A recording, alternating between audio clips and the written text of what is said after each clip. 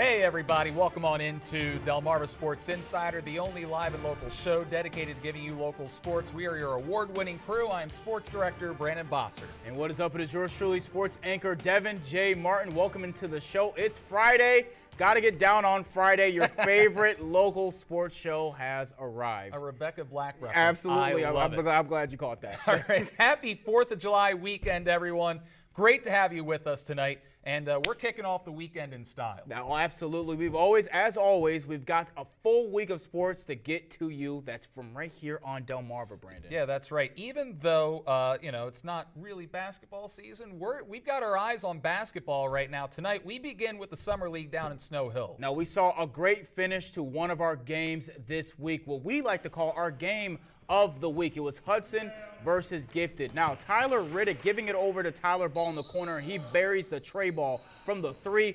Gifted on the move. They go for the kiss off the glass, and it's no good. Amir Hamza on the board with the putback shot. But Hudson had amazing defense in this one. Gifted goes for the pass, but Tyler Ball intercepts this one, and he takes it all the way by himself for the easy lay-in. Now, Hudson and Gifted were neck and neck in that game. But Hudson slips up on this play, and Riddick gives up the ball, and Gifted goes down and gets their own fast break bucket as they tie this one up. Yeah, nice transition score there. Moving to the final seconds of this one, Hudson needs a bucket. Riddick gives it up to Hudson. Hudson misses, but there's Tyler Ball from Salisbury School. He's a gifted athlete. Hudson up 1, 6 ticks left on the clock. Gifted with one more opportunity, though, to get a shot off. It's Jaden Spates bringing it up the court. Hudson all over him, pulls up for three, and he nails it for the game winner at the buzzer. Unreal shot. Yeah, that's nothing but net right there. Exactly. He had ice water in his veins, and you know what? That gives Gifted the win over Hudson Auto. Final score of 59-57. That was very clutch shot right there. Now, the other game from Monday night, it was Aaron's from Pocomoke taking on Bull on the Beach representing Decatur. Keandre Nixon lays it in off the glass on the other end, and the corner J is off. But the young Bull is on the boards. David Chandler puts it back up and in. Now, Muhammad Ramadan is going to pull up, and it's going to be nothing but net right there. Now, his team was up double digits, and the big reason why was because the Bulls were bullying their way inside on the offensive glass, scoring easy second chance points, just getting whatever they wanted, when they wanted, how they wanted, and also using physicality to take this W right there. The turnaround is good right there. You're going to see it right there. He pushes it, nothing but net. That's a hard shot to make. Bulls on the Beach win big over Aaron's, and now let's get to another game from the night. Yeah, we'll get to baseball in just a second, but first let's talk about the basketball that we saw. I love watching this Bull on the Beach team because this team is full of Decatur players. Very interested to see where this team is at right now because they gave Y High a game last year with a lot of young kids. Tribe Wise was just a freshman last year. Bryce Coleman was just a sophomore last year. We saw it with that turnaround shot by Bryson Coleman just now. Tribe-wise, we saw some physicality out of him this week in their game. I can't wait to see how this Decatur team stacks up in the Bayside South because I think they've got a lot of great athletes. And they're very young as well. And Byron Johnson, B.J. Johnson, he is a great head coach for Decatur. He knows how to get the most out of his players. Like you said, they're tall, they're physical. There's football players on this team, along with Sakari Baker. I can't wait to see where they're at this year. You make a great point in terms of them, how physical they are. And as they showed in these highlights, getting on the offensive glass is something that will get you a lot of wins. No matter who you're playing, just being the more physically and aggressive team. And so in that game, they're getting a lot of offensive rebounds. Now, if that carries on into the regular season, that's obviously something that their coach is probably implementing in practice.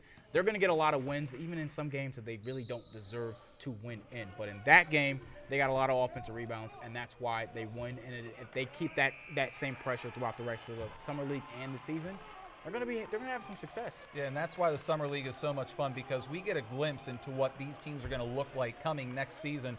I also really like what Pocomoke's doing with Keandre Nixon, another young gun down there in Pocomoke with Derek Fuchs coaching. And obviously with Y High, we know that Antoine Wilson is back with the team this year, so it's going to be a lot of fun in the Bayside South. I cannot wait for this season. I think this Bayside is going to be wide open because obviously last year when it came to the Bayside, it was just Queen Anne's and Y High and a little bit of Bennett, but it was just those main two teams. Ken Island as well in North. Ken Island was pretty good. Right. But also Snow Hill. Snow Hill's got some great athletes as well. Right, and I think this year compared to last year, it's going to be a lot more different teams that have a chance at the crown, where it's not going to be somewhere like Y High just going 23-2 and not losing a game except once against Bennett with a ton of football players. Right. What So a story I don't see that happening this year in terms of one dominant team that is just going to steamroll the rest of the conference. I think it's going to be a lot of different guys that are a lot of different teams that are kind of relative to each other. So we're going to have a lot more close games and a lot more games that we're going to have to pay attention to because anyone can win it. The door is wide open this year. Yeah, exactly. Can't wait for that. But you know what? We got to move on to baseball here on Delmarva. We're getting a close look at, or we're getting close to the Eastern Shore playoffs. Tuesday, we saw Worcester and Somerset squaring off, and the kids from Berlin, they were flashing the power. Let's check out the highlights now. Stephen Decatur's A.J. Cobb at bat. He's looking to add on to the lead. Here's a ground ball past the second baseman into right field. Cobb's going to turn on the Jets. Don't know where the defense was, but here he goes rounding second, going into third base. He's going to he's going to go in standing. Ball goes by, and here he comes waltzing home with the run.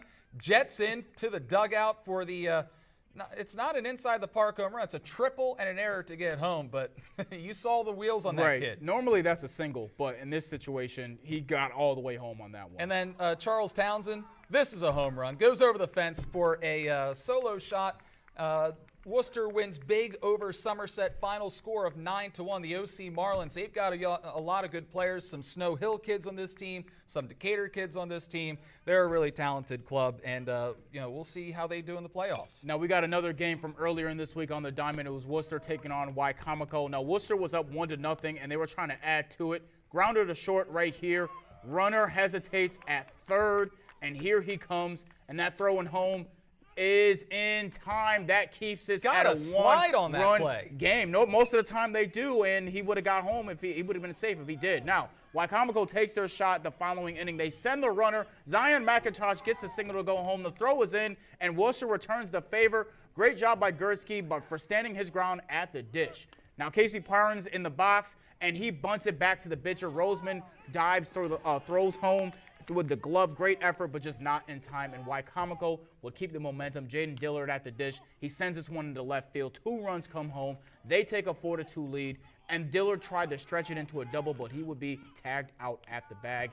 These two teams were battling hard that evening, but Wycomico would take this over Worcester in a final score of 5-2. Now, Brandon, now it's time for a brand new, never-before-seen After the Whistle. It's a featured story. I talked to an athlete from a soccer team at Bennett. He's part of Bennett's school record-setting fall season last year, where they were the first team in Bennett school history to win a championship in the class that they moved up to in 3A. Yeah, that's right. This is an exciting story. The athlete has put his feet to the fire for a spot on varsity, and now he's a cornerstone for the Clippers coming next season. After the Whistle is brought to you in part by Avery Hall Insurance.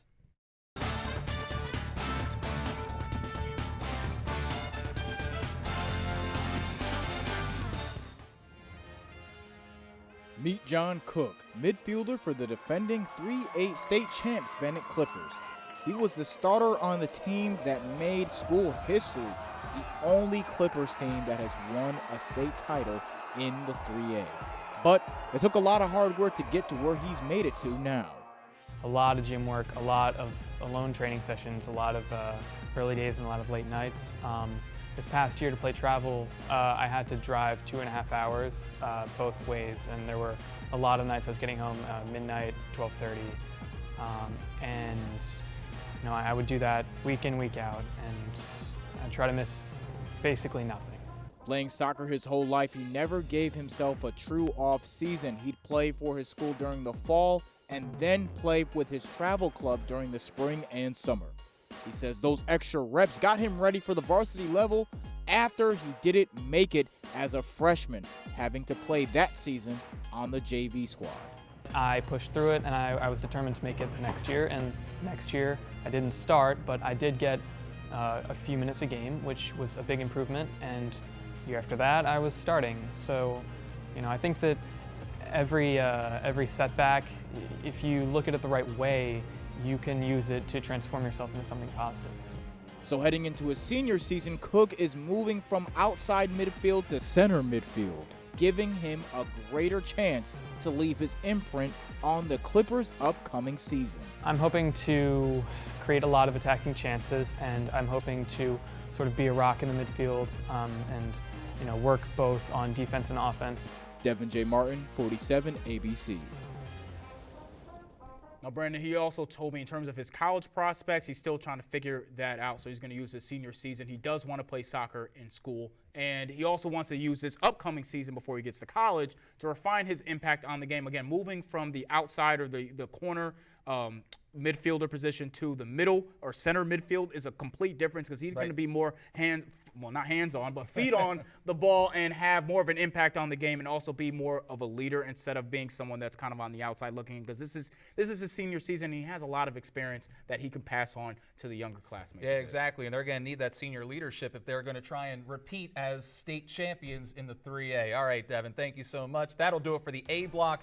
A Delaware native is heading to the Golden State Warriors, and a member of the Milford Buccaneers football team opening eyes at summer football camps this summer.